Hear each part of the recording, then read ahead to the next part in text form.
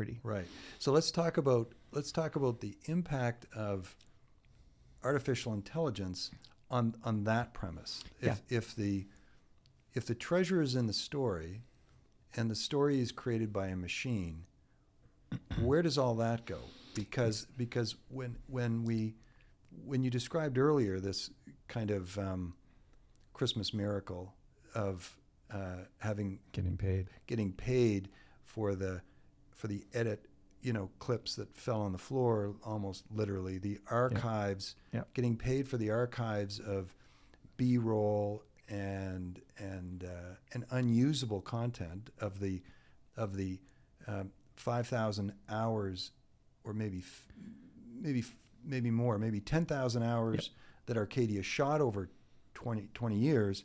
500 hours makes it on TV, and there's thousands and thousands of hours that never makes it on TV. You saved it because you thought, well, who knows? Maybe I'll need this someday, and it's stored on hard drives and Tupperware baskets and storage containers, and off you go.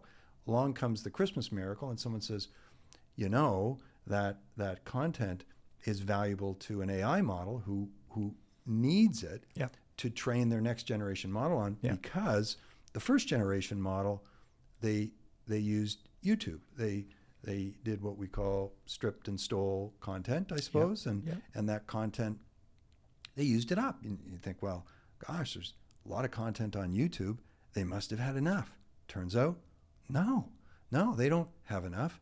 They'll never have enough because of what you were describing about the need for it will never be done. Detail. It'll never be done because the models can always get smarter, and there's never enough training data on the very, very specific content that sits in your studio's archive, which is different than the content, completely different than the content that sits in anyone else's archive. So yours is singularly unique. And in a competitive market for this product, which is moving images created by AI, the person with the best data can make the best product, and they'll win. So I need to make a connection between IP, intellectual property, and data. Data is, as it turns out right now in my life, my most valuable IP. It is. And it has two qualities. As you imagine, it has quality and quantity. So I have a quantity of it that I mentioned. I have 20 years of shooting, but it's also of a quality. Well, let me just challenge on that. I don't want to hold you to your words. You said your most valuable IP. Maybe that was a bit of hyperbole, because your most valuable IP as a creator is in your brain, which is the potential for the next 5,000 stories that you can write. That is really in the truest sense of the truest sense of the word, that is your intellectual by definition, and property, only you own it. This is a fascinating question, area of inquiry. So when we had first gotten into music, there was a movement here in Nova Scotia to say, look, these people have written songs, and it's a song library, and it has some value. It's IP. There should be accounting rules in Canada to allow for those songs that have been created to be valued and put on a balance sheet as an asset. IP is a balance sheet, so that it could be quantified and borrowed against. And banked, that it should have a value.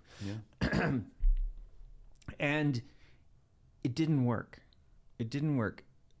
Songs from the perspective of the accountancy, there's standards in America and in Canada and around the world. Songs just don't show up on the balance sheet. So you can't, through those times, you couldn't bank a library of songs. Well, we now know, because there's been hundreds of millions of dollar deals done over and over, where consortiums of banks are buying song libraries now. Bruce Springsteen, Neil Young, whoever it is, hundreds of millions of dollars each. So, and they want that because they can use it for dubbing, oversampling. They can use it in you can enhance license it to film. They can change and adapt it. In a good song, like maybe John Cougar Mellencamp's Jack and Diane could really be a movie. Like it's a complete story. Right. Like it's an Right. intellectual so, property. Because that is the intellectual property. Yeah. Again, I come back to it. Yeah. It is in the story. And so what do you say to a studio owner that could be listening to this podcast? We may have 4 people listen to the podcast, or 4 million. I don't know. But what would you say to them about the value of their intellectual property in a world of artificially created stories and content? Yeah, so we're perpetually in this world where the intellectual properties, new intellectual properties, don't show up in the balance sheet, can't be accounted for by traditional accounting, double entry accounting, and therefore aren't bankable. But that doesn't mean that you shouldn't value them, because it starts with you valuing it. Right. It's funny, then I moved from music to a TV. Yeah. Now, interestingly, I love the development part of TV. You know, I'm always shooting, filming pilots, teasers, sizzles. It just gets expensed. The accounting in film and television won't allow that development is an asset. Right. It just stays on the income statement and it's gone Right. in the year. And so I can't bank it. I can't bank it because it's not an asset. It's an expense. Right. And this is wrong. This is quantifiably wrong because this you talk about the ideas in my brain. This is not ideas in my brain. This is like we've developed. You got it out of your brain. Yeah, we've production. fully developed this show, ready for production. Everything. Right. Say we have 15 shows, fully developed. Right.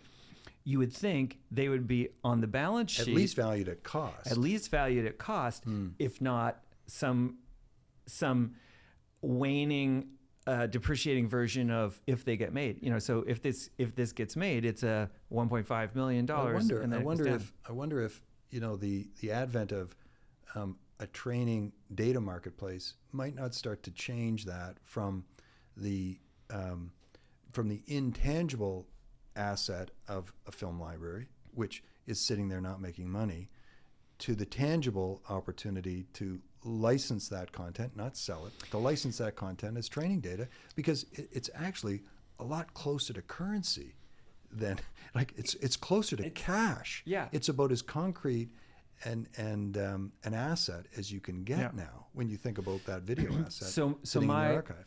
So my library of finished shows, say I have 500 finished shows in my library. I have a little over 500 finished shows in my library. Hours of show, yeah.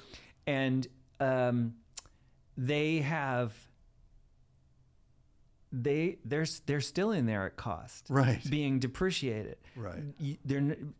Accounting doesn't capture their value, like as if we were trying to buy and sell them. Yeah. So they would have to be sold. In other words, where a willing buyer meets a willing seller. Yeah. That's the only way to crystallize the value of the thing.